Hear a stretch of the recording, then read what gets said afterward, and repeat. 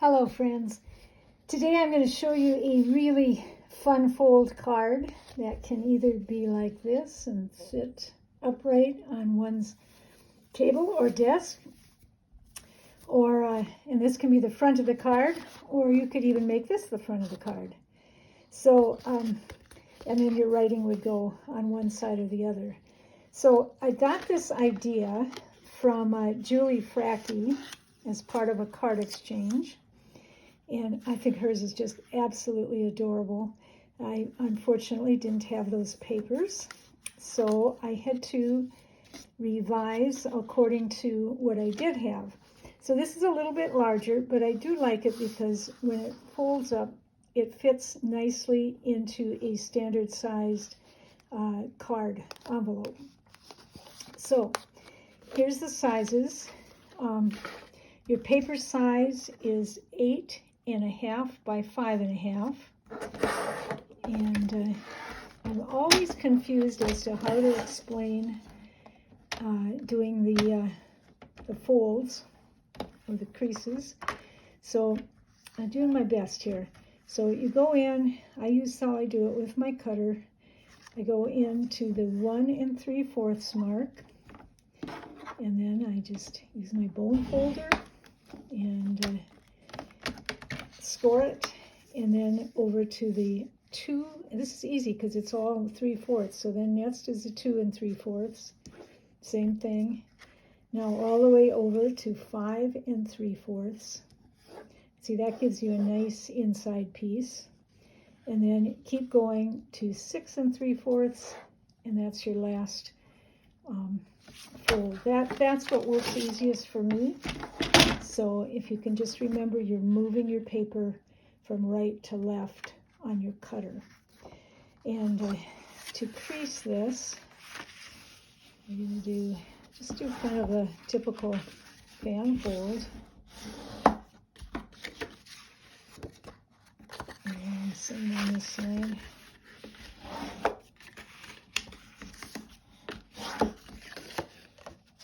So you see that's how it's, you see how it's going to sit like this on a table. So what you're going to need is, of course, this is your base piece, and I've already cut mine. I think I'm going to do it different this time and put the decoration on the insert, and it's I've already stamped it. It's going to go like that. So you're going to need two pieces. Whoopsie, sorry. Two pieces like this, which are 2 3/4 by 5.5. So one for the front, one for the back, however you choose it to be. And then you need 4 of these designer series paper. And I'm using, I think it's Dainty Flowers, absolute favorite from the Celebration set. So for that you need 4 of the designer paper you're going to use, and they're 1.5 by 5.5, and that's going to go like this on front and back. Might as well decorate the back, right? So very simple. Let's just assemble this quickly.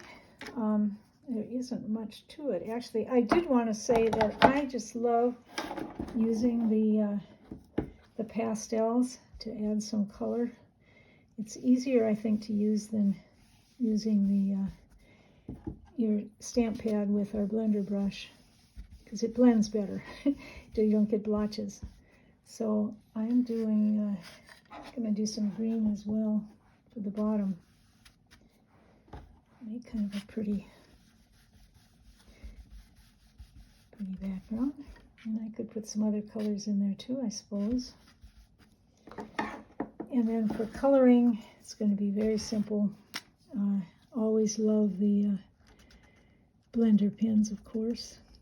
Get some sparkle going here. And maybe just use the fat side to finish off.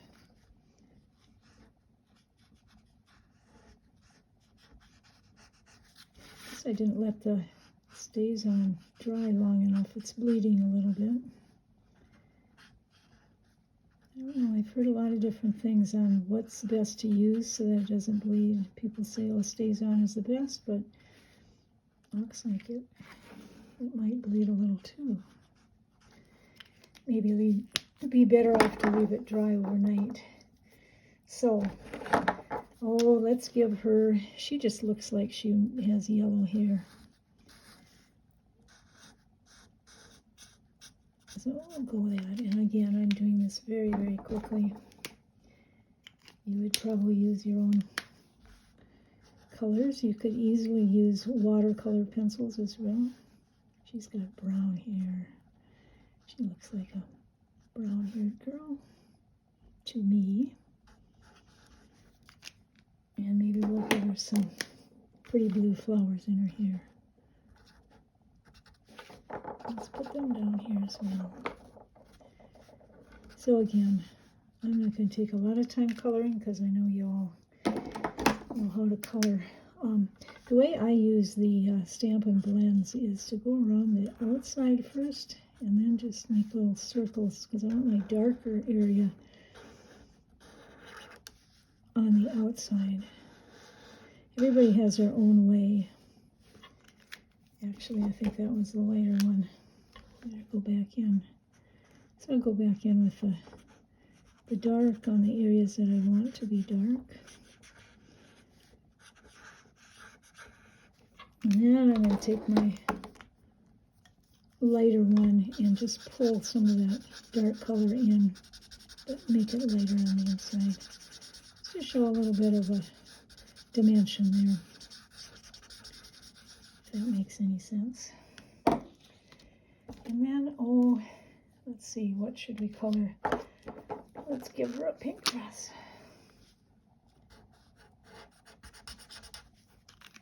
And I want it to be darker. There we go.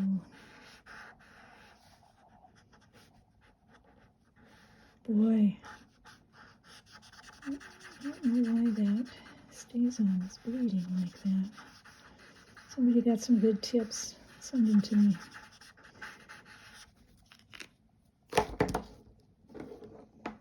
And I think that just about does it. We could give her a little facial color as well. Don't know where I put that.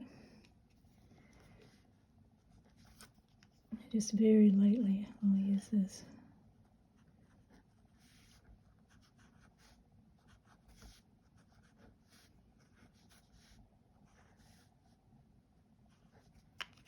Oh, forgot her arm.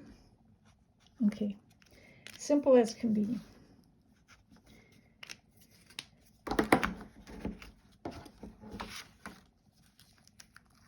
And you know, the blender pens do kind of bleed through, so you want to use a heavier paper and or layer it.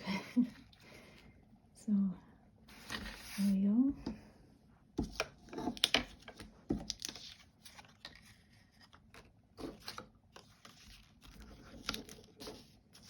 Don't use a lot of the glue. You don't want it to get gloppy.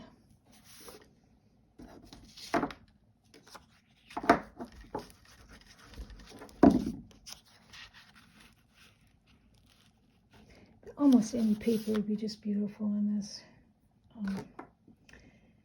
And then I pre-did that. You put that up there. Or nothing. Or just stamp something. So there you have it. It stands like this. So I kind of like it on the inside like that.